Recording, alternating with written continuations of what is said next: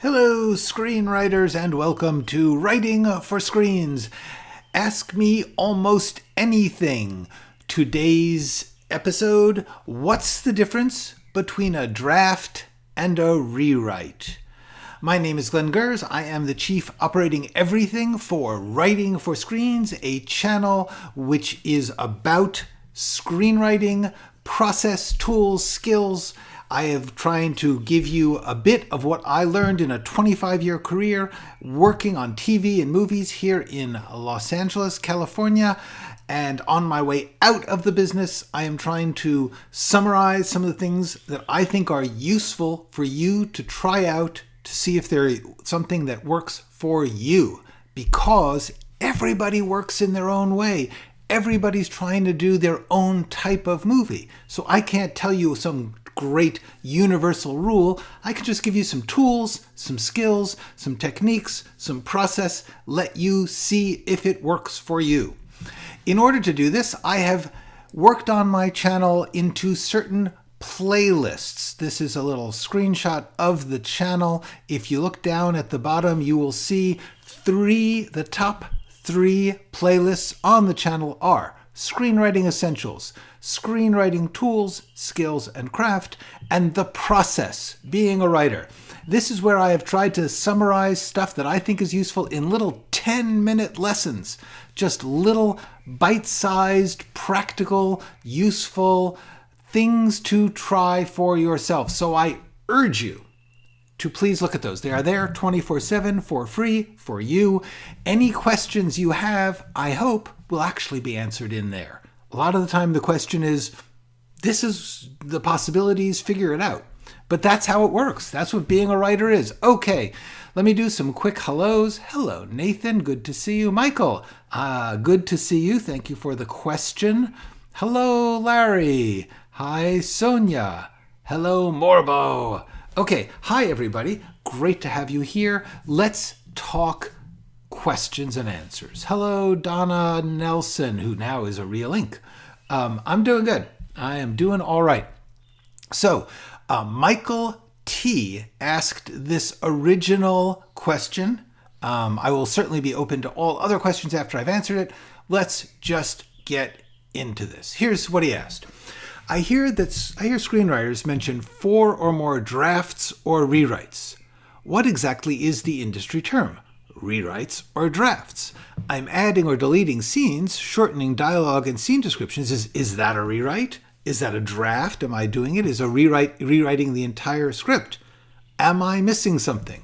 Yes, what you are missing is that it's confusing. That is right. You are actually not missing anything. Hi, Sean. What you are facing is a real truth of the industry, which is different people call the same thing different names. And that can have real practical repercussions when you're contractually obligated to hand in a certain number of drafts. So that's a problem. Because you'll say, well, I handed in a draft, and the producers or studio will say, that's not a draft, or, that becomes a really tricky issue, which I will get into a little bit more of. But yes, this is confusing because there are no rules that I know of. Is there a formal Writers Guild of America definition? I tried to look through the MBA, the business agreement that the Writers Union has with the producers to see if there was a legal definition of a draft or a rewrite. I couldn't find it. Doesn't mean it's not there. It's a gigantic book full of things, and I couldn't find it. I did search. Maybe someone will tell me now.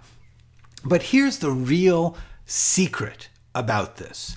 The secret is there is no authority determining screenwriting. Everyone's just making it up as they go along. Everybody has their own definitions of everything.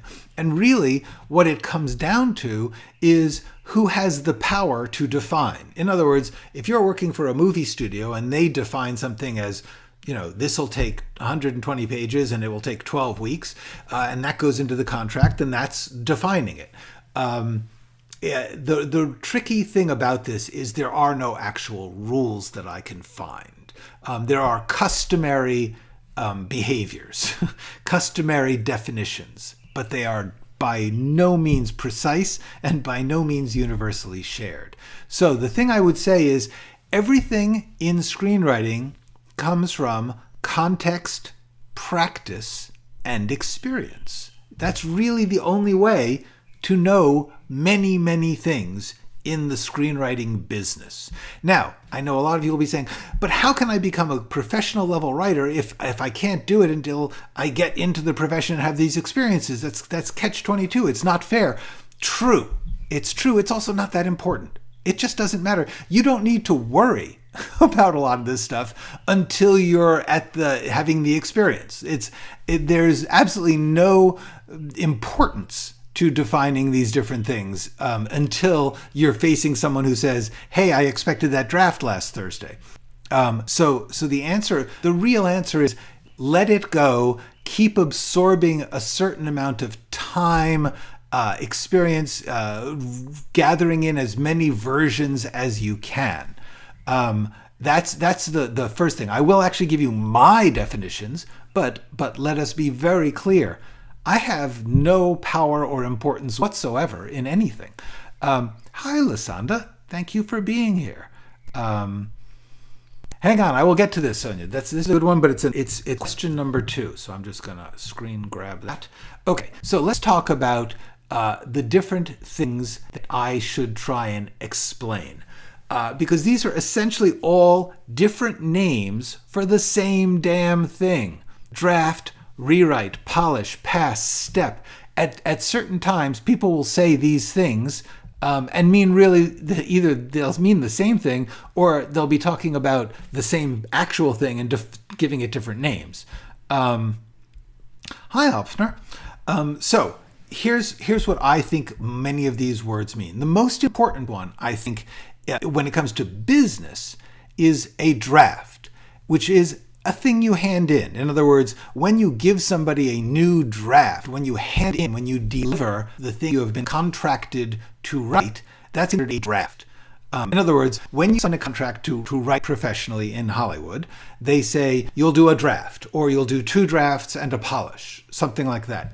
So on the day that you deliver that material to the company through your agent, that is supposed to be reported to the guild as, hey, he handed in the draft. Now, they might say, draft isn't enough. We didn't like the draft. It doesn't matter. Legally speaking, you have written the draft. So I think that oh, did my sound just go? Yes, my sound. I have been having trouble with my microphone. I'll be working on that. There, is that better? Yes, it is. Okay, so, no, your internet was not hiccuping. My wire in my mic is hiccuping. I'm going to try a different mic soon. Okay, so a draft is the thing that you hand in. Are you guys back on sound? My sound levels are saying it's cool, but you tell me.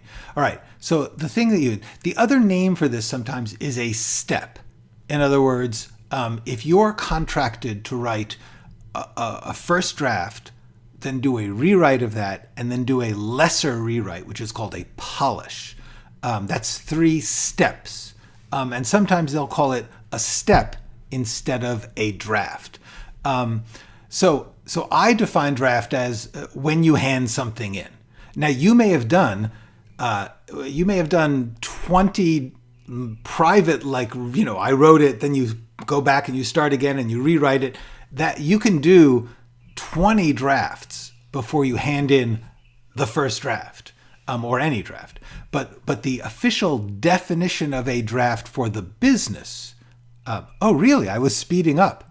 That's freaky. All right, I apologize if I speed up. Okay, the point of a draft is it's a legal step in a contracted job. Now, a rewrite, as far as I can tell, is a type of draft. In other words, sometimes you're writing a first draft. Somebody will say, hey, we want you to adapt this pop song into a movie.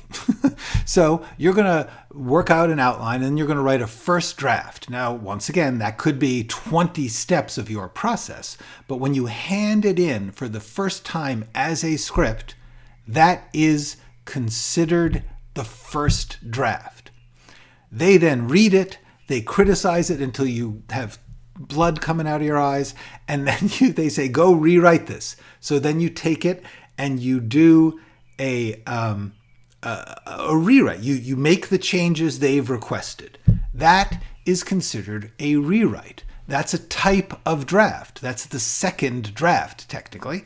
A polish would also be a type of draft. So, is this making sense?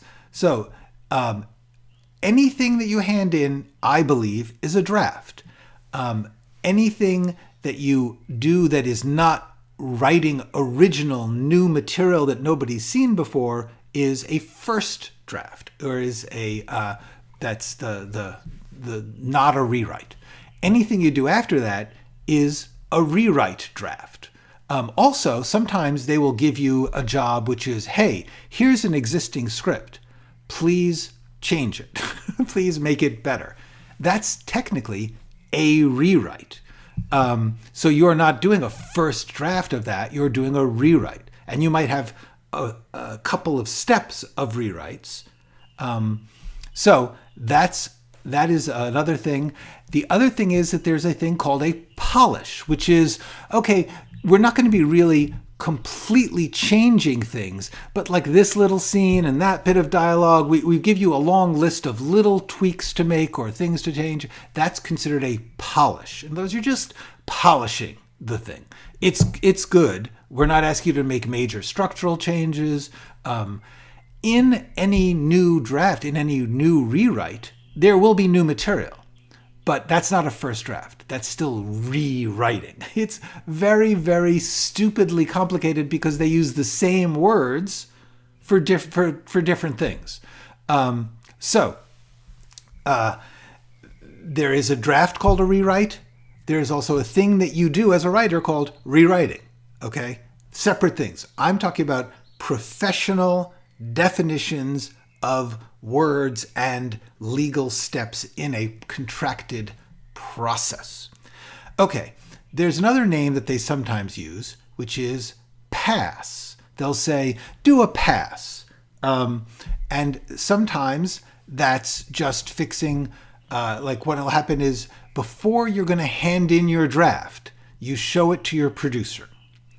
Because the producer is not the company. The producer is an individual who works for the company doing the job of producer. You are doing the job of writer. They are doing the job of the producer. There is a company that is paying for all that. Now, the producer will have notes that they will say, hey, can you make these changes before we hand it to the company? Because I think the company's not going to like X, Y, or Z.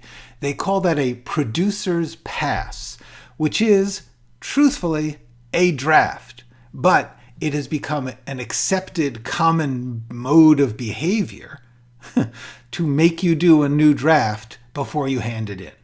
A lot of writers are pissed at that. Sometimes you do, sometimes you don't. But that is an often happened.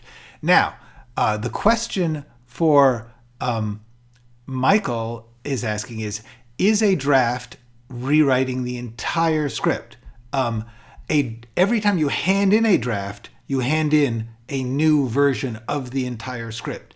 And this is something that's very important.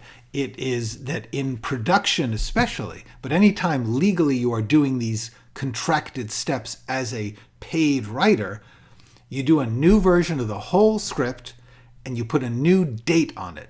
Each draft is dated, and that's how they know which draft you're talking about. They don't say 7th draft. They say the draft of June 12th, 2023.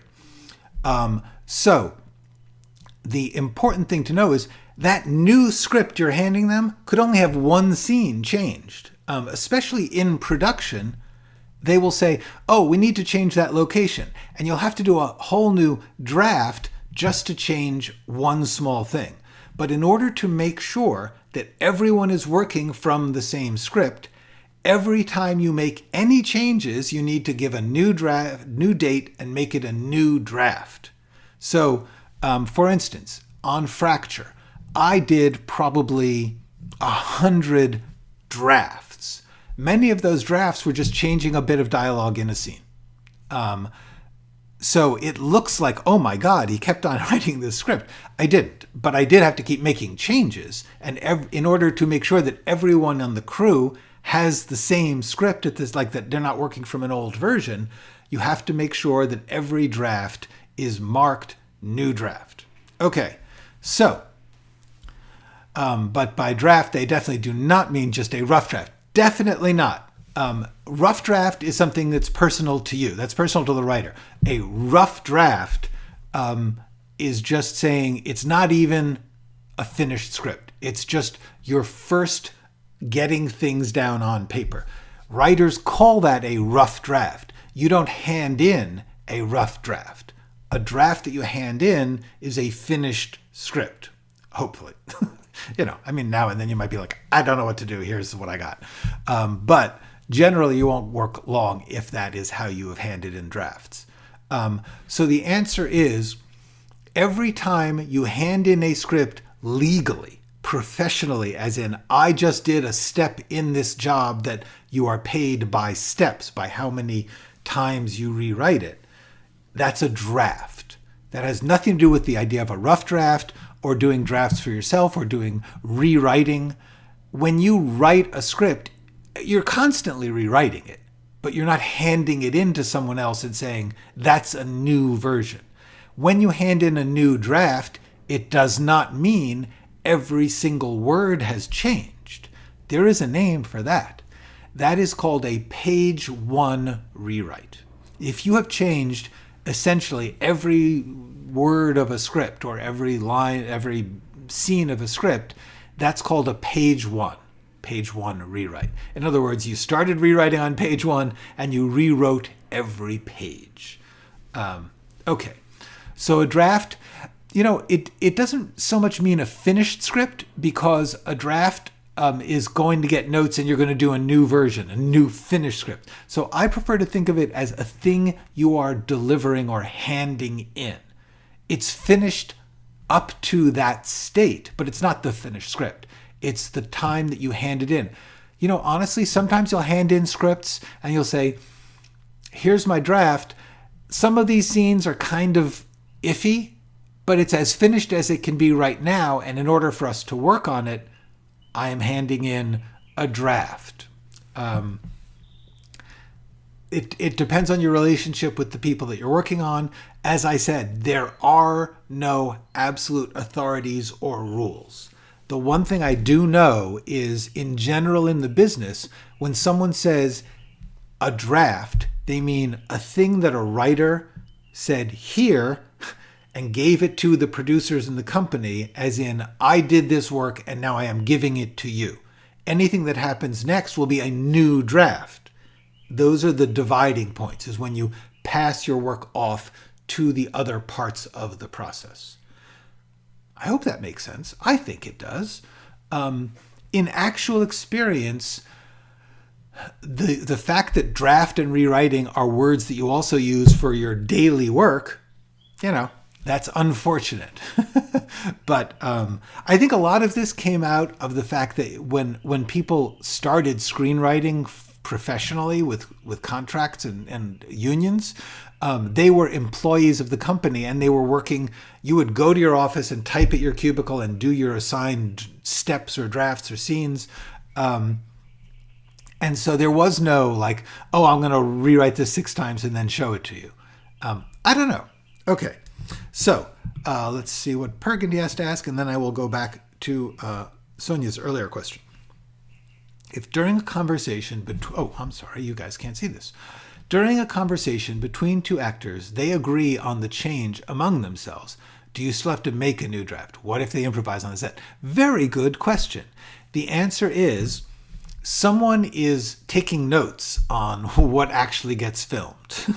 The script supervisor is like if they change the dialogue, the script supervisor will write down what they said, so that there is a production record Furthermore, when they finish the film, they will do a script that reflects what actually ended up in the film, so that there will be a final draft. Sorry, that's a bad phrase for it. There will be a production draft that is the version closest to what was done.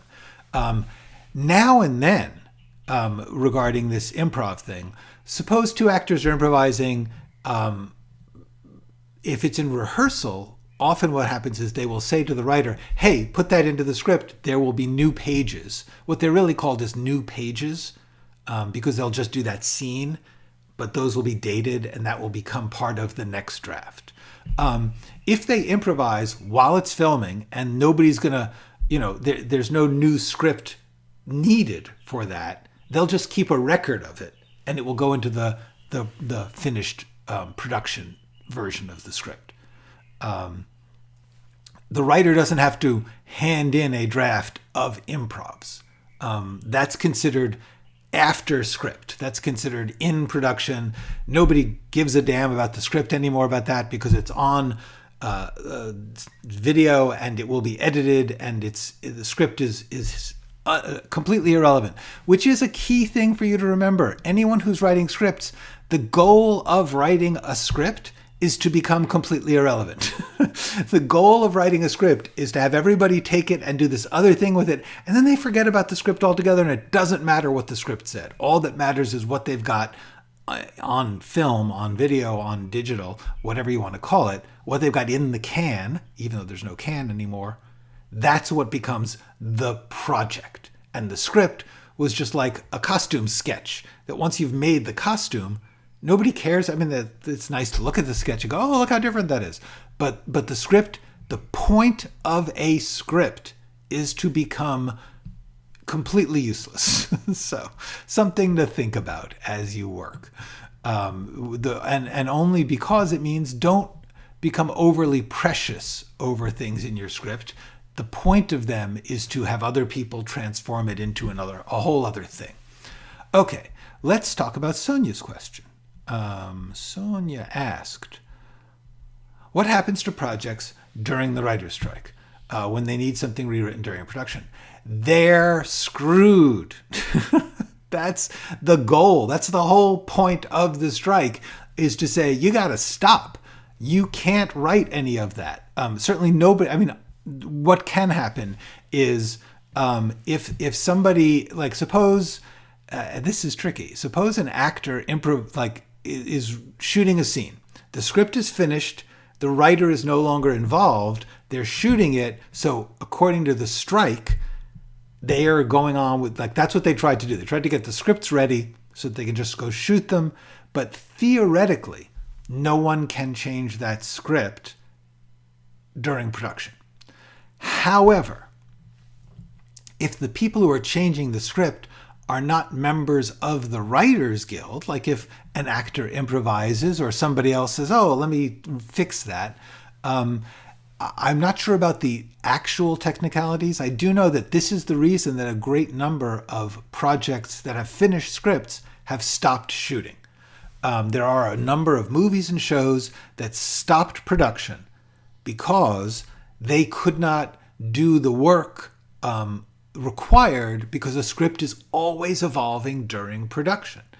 It's not like you get it locked and you use it, say it word by word. That's very unusual. It does happen now and then, but some of the productions that are being shut down are being shut down because various people, the Teamsters or an actor or director is like, I'm not going to work. I'm not going to cross the picket line to work, and therefore they stop. But overall, the answer is, the whole point of the strike is to make production stop. Because when production stops, the companies are forced to say, gee, we seem to need these writers. I guess we'll have to pay them more. And that's what the whole point of the strike is. Although it's not just pay. Let's remember, it's not just pay. It's working conditions and all sorts of matters of respect and decency. You are welcome, Burgundy. Famously, I have heard a report, because the Deadpool movies are heavily improvised, Ryan Reynolds is now in terrible trouble, and from what I understand, they're having a problem shooting Deadpool 3 because he can't technically improvise on the set. That would be considered breaking the rules. And so there's, from what I understand, they are still shooting, even though he's not allowed to improvise, which I understand is frustrating the hell out of him, legitimately so, and that was the point. But what I think is happening is, from what I understand, they are shooting the scenes as written because he's got a face mask on. He doesn't have a mouth. So therefore, they can add all that improv later when the strike's over. And once the scene is shot, they can put in the dialogue, whatever dialogue they want to add later. So I have a feeling that is why they are still in production. Okay. Had a question about indies. Robert Altman wasn't commercial, but made a film every year. Was it his association with named actors? Well, this is actually a tricky question because within this question is an assumption, which is that he wasn't commercial. That is not so.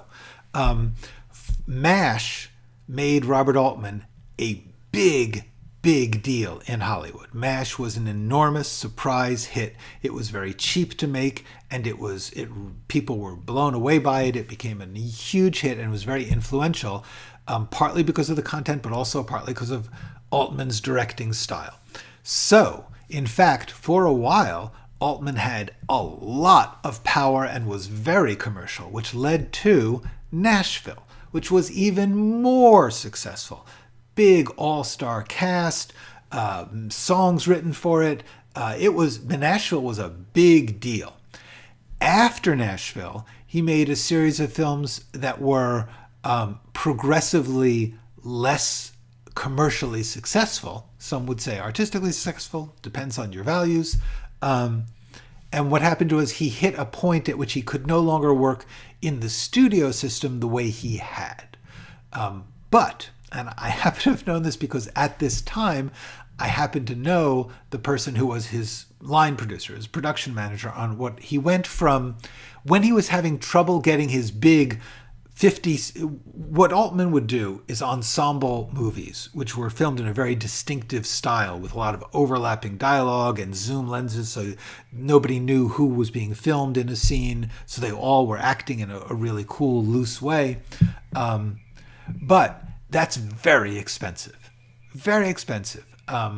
So he had this string of successful movies. Also, McCabe and Mrs. Miller, not a popular hit, but extremely well regarded. His movies started to lose money, and also the times changed. And Star Wars and Jaws came in, and Altman was not making that.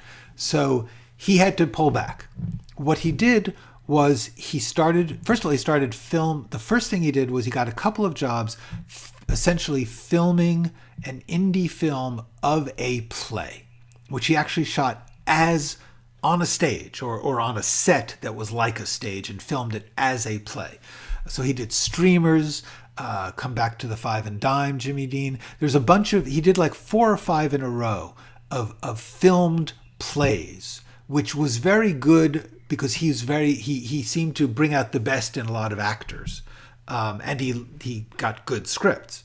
So for a while there, Altman was successful. He wasn't Hollywood successful. But indie film, he was quite successful, and he worked quite a while. And then the indie business built up overseas, and they have a lot of foreign money, especially European money, supported some of his later films with big casts. And he actually did okay as an indie film artist. He did okay. So the answer is partly yes. If you put together an Altman film when you have like 50 named actors, of course, and the actors wanted to be in an Altman film because they heard it was fun. It was pretty cool. You never knew if the camera was on you or not, so you had to really act intensely the whole time, and there was a lot of improv, and it was cool. So yeah, does that answer you? Okay. Hi Glenn. Hi Yuli. UG, sorry. What would you do with an MC, a main character, who doesn't have a goal in the beginning of the story, like a young man moves to a new city? He later develops his goal, but at page 1 he's clueless. I have answered this. Let me... No goal. There is another session of this where I discuss that in detail, but I will put a link in the description so that at the end of this session, give it about 10 minutes and a link will appear in the description telling you to go to another one to watch it. But my main answer to this is they do have a goal. If they moved to the new city, they had some reason for to go to the city. So whatever that was, that probably will lead in some way to whatever happens in the new city. It could be that they were forced by money. It could be that their family moved. Whatever it is, that moving to the new city is some form of action. They may not have the goal they're going to have later. Very often a character will start out with what they think is their goal, and then events will show them their actual final goal.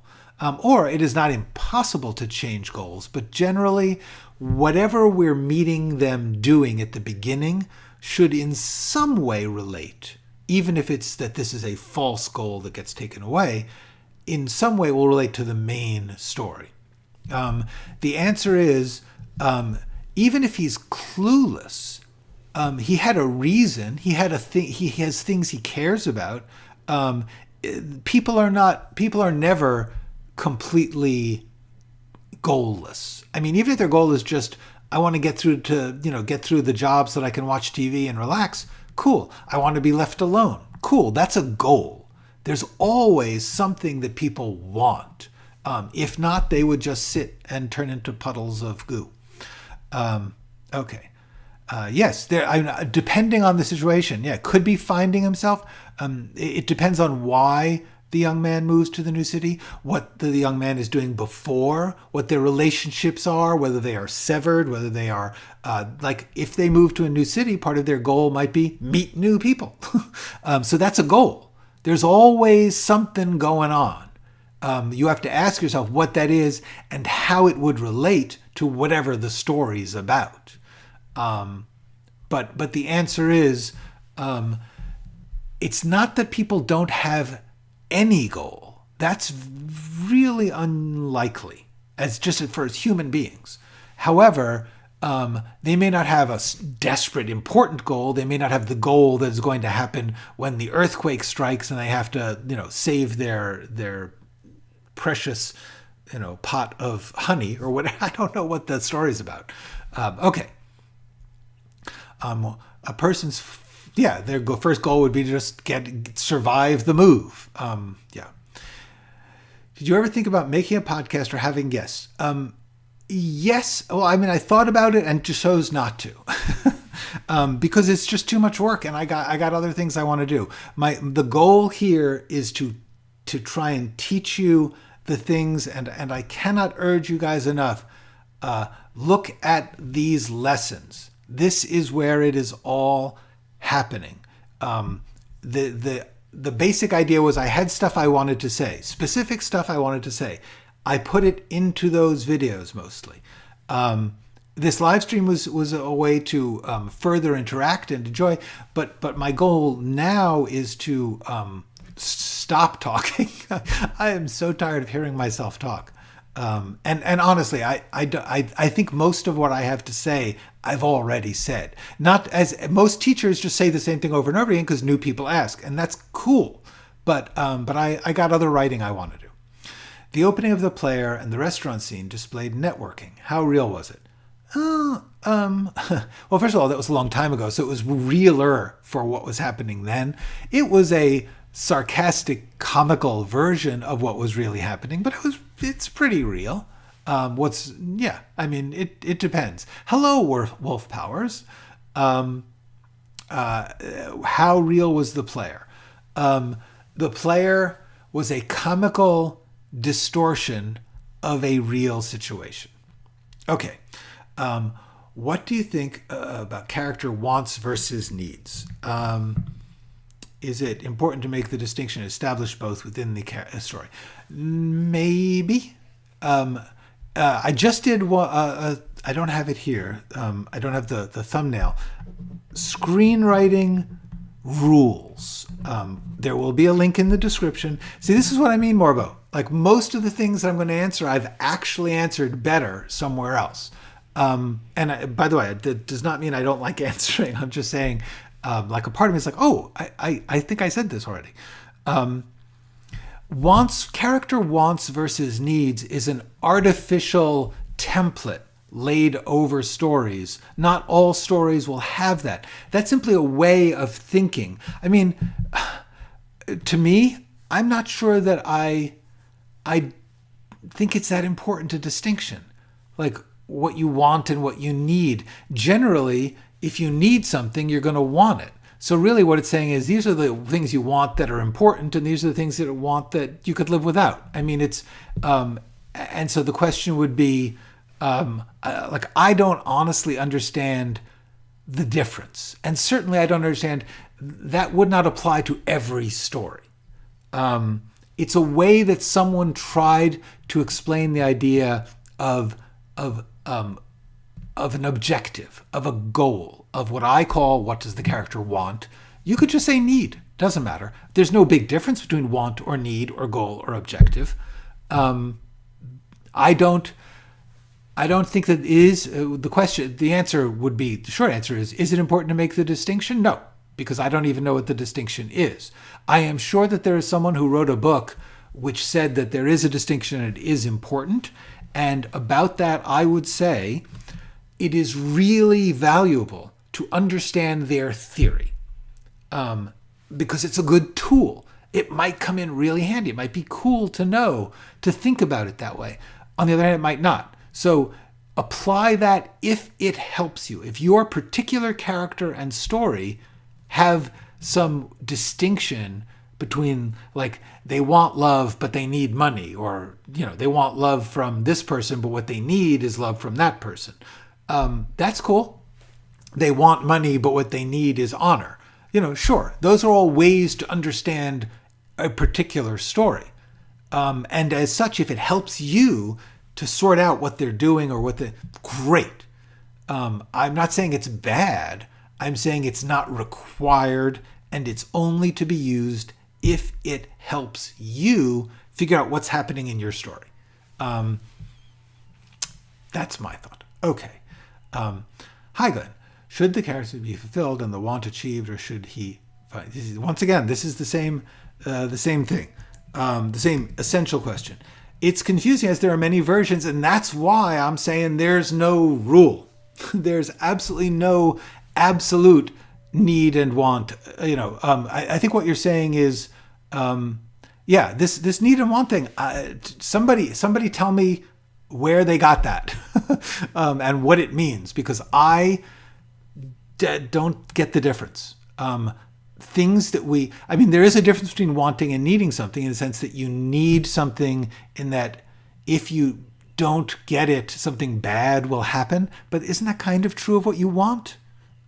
Different bad things, but I guess that I find it very difficult, and that's why this screenwriting rules video, let me see if I will soon get all my thumbnails up here. Screenwriting rules. I just did a video about this, and I've said that, like, people are applying these templates, like all stories about wants and needs. It's just never going to be true. What I've tried to do is to say, here's some things to ask and see. Like my 6 questions, no matter what Film Courage headline says, I never say and don't believe, and love Film Courage, by the way, and thank God for them putting that headline on. But I do not believe that you don't have a story if you can't answer those questions. I do not believe that at all. I believe that questions and templates and ways to define characters are only useful as tools. And if it helps you the way your brain works on this character, great. If not, drop it. Yes, I will start my book, and I will be talking about my book. That's going to be one of the things that I do live streams on. I'm going to be talking about the process of writing a book. It's not writing for screens, although I guess, kind of writing, like Kindle screen. I don't know. Yes, I am already starting this past week. I got back to working on my book, and it was super exciting. I see it more like, besides your ratings, like your stories, yeah, I like doing it, so I'm going to keep doing it, and I appreciate that. I did not mean to complain. If I don't want to talk, just shut up, Glenn. No, I like doing it too. I just have to balance how much effort I put into it, because to do it really right, I should be taking all of these video lessons, formatting them in a book, publishing the book, doing live classes, doing podcasts. Like, there's so many, guests, all those things are good teaching business. But that's a full-time job, and I just decided I didn't want to do that's that much. Okay, the main character is jumping between all kinds of things. Yes. Okay, this is valuable. And I've talked about this in, I'm not sure which of my, please watch these videos. I cover this in there. The answer is, a character will have many things they want. I want to get a new couch. I want to go to a bar. But they have some priority of which ones are more important. And that's how we know who this character is. In other words, if they decide to go to the bar and not buy the couch, then that tells us something about their priorities. And so what you want to do is think, of this list of things, I am not going to show all of them. Nobody shows everything in a person's day. Even if you were to, suppose you were to do a 2-hour movie about somebody moving to a new town, all you could do would be to show 2 hours worth of what they did. Like, if you were actually going to show everything they did. Oh, okay, I'm going down to the locksmith to get a new key made. Okay, I have to go down the elevator, then I have to walk down the street, we don't show all that. We cut it. And we go to the next thing that's important to the story, important to understanding this character. The fact that they decide not to get a new key made so the person who has the old key can get into the apartment, that would be important if that happens in the story. Otherwise, you don't bother with the locksmith at all. You just say, okay, I'm going to go to the next important thing, which is they go to the supermarket and they buy some food and they feel alone and sad. Whatever it is that you're trying to define as their main experience for this story. Stories are not life. They are a selection of life with some kind of meaning. And the meaning is the main story. And so what does this scene have to do with the main story? Not every single thing. It could be you're just showing his character.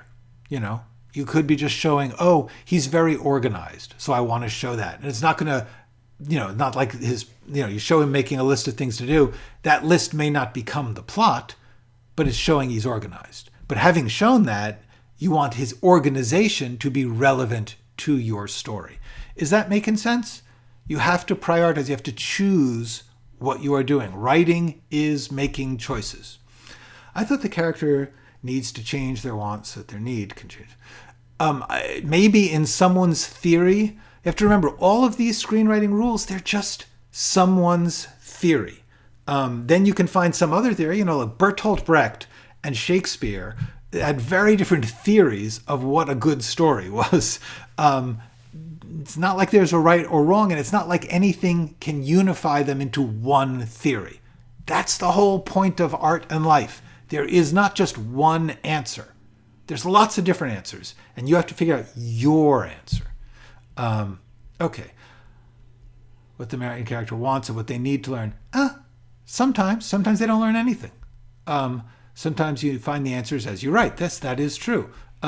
Different people, there is no right or wrong way.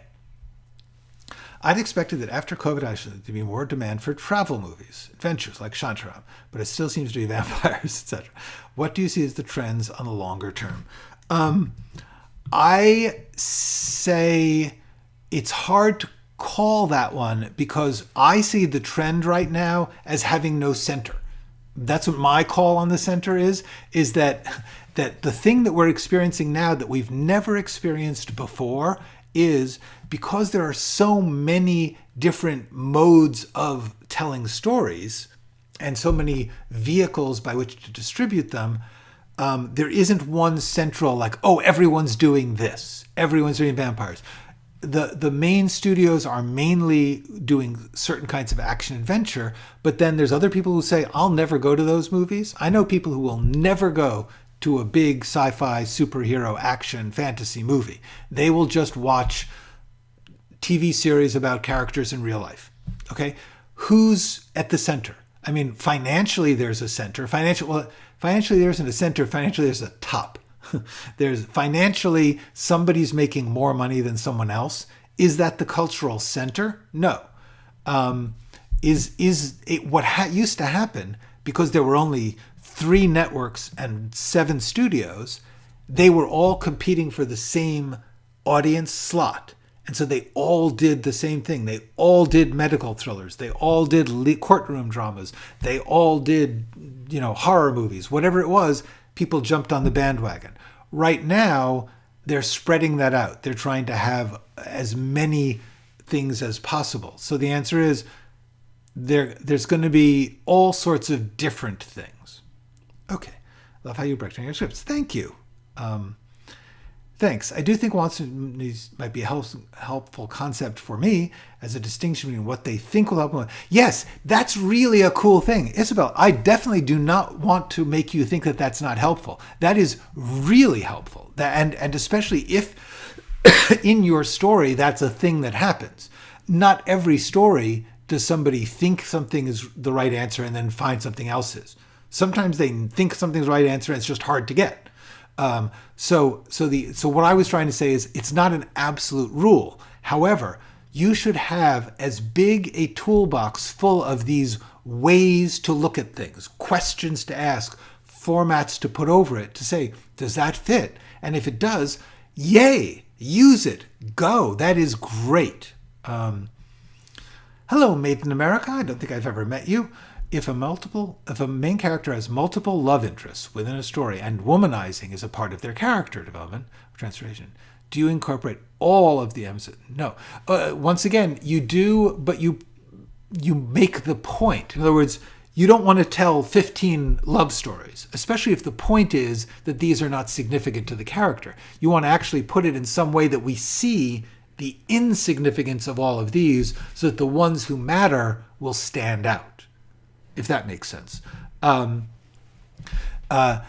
you say like, do you incorporate, you're saying, do you have to? And the answer is no, you don't have to. In fact, you probably don't want to. On the other hand, if each one of those is different and each of those differences contributes to their journey, to their development, or to their revelation, or whatever it is, then sure, if you have the time. Like this could be, it could be that a main character has multiple love stories and it's a series and every episode is a different lover. Cool. That's a thing. There's also there's a High Fidelity, which was a novel, then it was made into a movie, then it was made into a TV show, but it's about somebody reflecting back on their relationship history. And so therefore you're seeing several different, they're not necessarily womanizing, but yeah. If you're struggling too much, try doing without. That would be my thought. Would nostalgia be a thing for some people? Yes. The thing about it is there's no one answer. My answer is going to be there is the only thing that we know for sure is the distribution mode has gone to digital screens. That's the only thing I can say. I can say for sure that theatrical experience will no longer be the central way that people consume screen stories. They will be much more watching on computers, home units, watches, phones, goggles, whatever it is. It's not going to be theaters. Theaters are going to be reserved for certain kinds of events for the main part. Other than that, the actual content, what I've been noticing is because of the digital churn, because things can be released every day, and because we have so many outlets right now, what's happening is whatever is the thing is only the thing for some people. Different groups have different things, and they're changing every 2 weeks, every month. It's like do you remember when Squid Game was like all anyone was talking about, and now like that wasn't that long ago. In the old days, it would have taken a year or two. There would be more Squid Games. Anyway, read early scripts or scene descriptions go 5 lines. Would you keep it? I wouldn't give it a number. I would just say try to remember to keep it short and keep it moving. Cool. Very glad. You are welcome. Okay. Reminds me of Don Draper and Mad Men. Yes. Yes, exactly. That's a very good point, Made in America. Burgundy's got a point that Don Draper is a good... his relationships with women obviously are extremely complicated, which is part of the point of his story, partly because of his backstory, which we get like a couple seasons in. So the answer would be the thing you want to do is if you are putting something in, and this sort of answers several different people's questions at the same time. If you are saying, should I put this in the story? The answer is put it in the story if it is telling us something that we haven't heard before. If you're saying the same thing that you just like, if the point of a scene where somebody's womanizing is that they're womanizing, they don't care about these women. And then you see that like 5 times in a row, you're going to stop being annoyed at the womanizer. You're going to start being annoyed at the storyteller because like, why am I seeing this? I got it. Shut up already. So yeah, that's the main answer is you want whatever you are adding to the story to be something related to developing the story. I don't like to say advancing the plot because that's not true. You don't have to be advancing the plot all the time, but you do have to be relating somehow. It could be that you're relating by showing the exact opposite for somebody else. I don't know. I'm just saying that in some way or other, you should not just be showing something because it's there. I hope that makes sense. Okay. Is it okay for the goal of the protagonist to change midway? Yeah. Once again, I did answer this in an earlier thing, so I will put goal changes. I had another AMA where I talked about that. The answer is it is generally okay if as long as the 2 parts relate to each other. It could even be several parts. Like there's a movie which I really love called Oh Lucky Man. I was just thinking about this recently. Let me see if I still have the card for that. Oh Lucky Man. It was a movie. Yeah, I don't have it. Oh Lucky Man, movie from the early 1970s, 74, 75, I guess. In which Malcolm McDowell plays a character who goes through many phases in his life. He goes through 5 or 6 jobs and parts of his life, relationships, and it's tracking this story of his education as a person, of his understanding society and his place in it, and trying out different things. Does his goal change? Well, yes, his goal changes, but really his main goal is, I want to find my place in the world. Is it in the world of business? Is it in religion? Where is it? So the answer is there is an overarching goal. Find my place in the world. But then within that, there may be sub-goals. Also, but if you're having like this wants needs, like they think they want this, but it turns out they need this, there's a relationship in that one is the mistaken goal over the real goal. And you don't just want to have one be right and then stop and switch to the other. You kind of weave those together and one comes out ahead. So that's the answer to goal changing.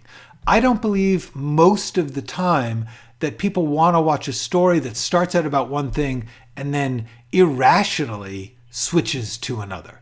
There would be a reason. And if there's a reason, that prioritizes one half of the change over the other. If it's a tragedy, you could be telling a story about how somebody has this goal and then they desperately try to hold on to it and they try to do other things and pretty soon they lose their goal. There's lots of possibilities. Hey, Nacho. Yes, thank you, Burgundy. Sorrel, Marvel movie, 100 million, 200 million. I don't know which one it was, but they all cost 200 million. Well, you know, some Marvel movies are good, some Marvel movies are bad. For a little while there, they were almost all good. Now it's so. Yeah, exactly. Okay, cool. Franchises, they're not going to end soon. They just might get better. That's what I'm hoping. But it's just good business. Franchises are good business. And in essence, franchises always existed. They just didn't call them like, Marvel Part 2. They would just have the same type of movie made over, the detective movie was essentially a franchise. Or franchises were often a star. If you had a Joan Crawford movie, you kind of knew what she was going to be like in every single one of her movies, mostly.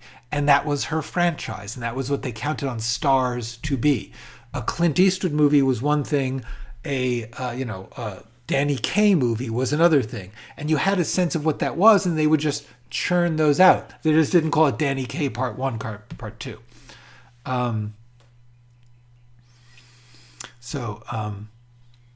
Yeah, it depends. Some of them have compelling stories, some of them don't, I think. Oh, good. Thank you. Yeah, I mean, I don't like to... I personally like too many of the superhero action movies to trash the whole genre. But like any genre, just like buddy cop movies or rom-coms, people are going to jump on a bandwagon because they believe that that's a way to get a hit, and they're going to do a crappy job about it because they don't really love it or have nothing new to say. But then you'll get somebody like Richard Curtis, who, for me, 5 or 6 stellar rom-coms. Some of the Marvel movies are knockouts for me. And then others are like, wow, that's just a business decision or a failed attempt to work out something in a new way. I don't know. It's complicated. But me personally, I don't loathe the franchises. I loathe bad versions of the franchises. But as one of the world's biggest James Bond fans for a while, when Roger Moore came in, I was out. So who knows? Okay, guys, I believe that this is the part where I'm going to say I will see you on Tuesday, because I will. And in the meantime, thank you so much. I hope that you guys all go write something.